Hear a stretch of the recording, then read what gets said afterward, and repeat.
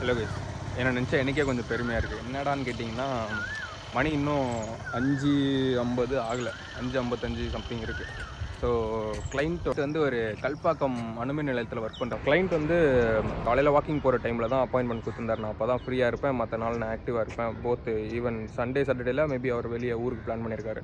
So சாட்டர்டேனால டைரெக்டாக walking போகிற இடத்துக்கு வந்துடுங்க அப்படிங்கிற மாதிரி சொல்லியிருந்தார்.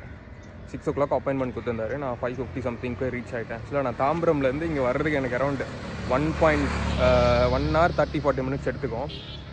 நான் அதுக்குள்ளே கிளம்பிட்டு வந்துட்டேன். கிளைண்ட்டு இன்னும் ஒரு 5-10 minutesல வரேன்னு சொல்லியிருக்காரு. எங்கேன்னு பார்த்தீங்கன்னா கரெக்டாக கல்பாக்கம் பீச்சுக்கிட்ட தெரியுதுன்னு நினைக்கிறேன் உங்களுக்கு.